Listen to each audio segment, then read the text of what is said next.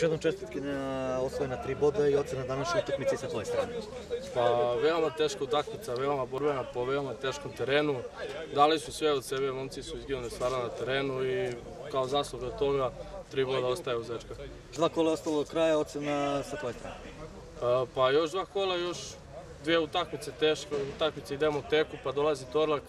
Očekujemo u obe utakmice da idemo na 3 boda. Vidjet ćemo, daćemo sve od sebe, verovatno ćemo biti kompletni, tako da to je to. Mi ćemo poželiti puno sreće u ova 2 kola i da osvojite 6 bodova. Hvala vam puno, sve najbolje vama. Hvala. Bravo. Dobro. Može.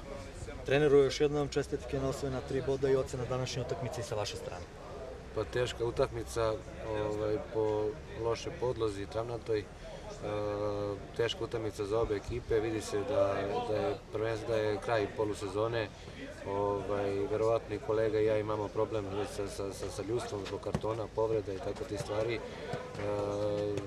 Mislim da smo danas htjeli više pobedu zbog toga što smo imali jako težak period iza sebe i zaslužili smo tu pobedu. Moglo je to bude i ubedljivije, ali smo pokazali i neke nedostatke, to jest neku dekoncentraciju blagu zbog koje smo primali golovi u prethodnom periodu. Do kraja je ostalo još 2 kola, šta očekujete tih utakmica i uopšte da se okrenemo celom prvenstvu, kako ste zadovoljni učinkom ekipe u ovim jesenjim danima?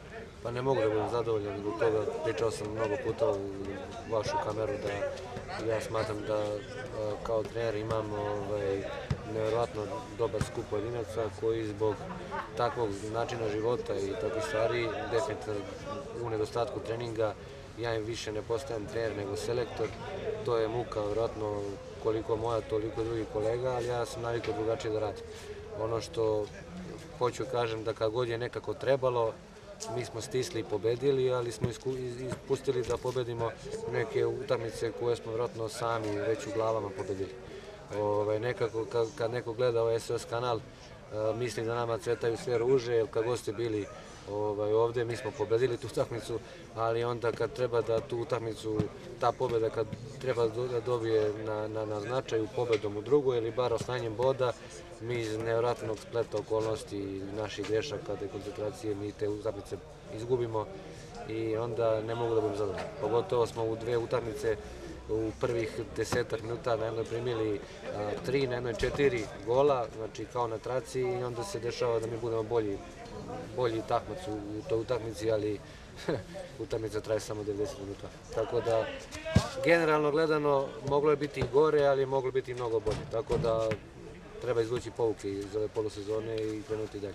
Hvala vam puno, treneru. Hvala. Odlično.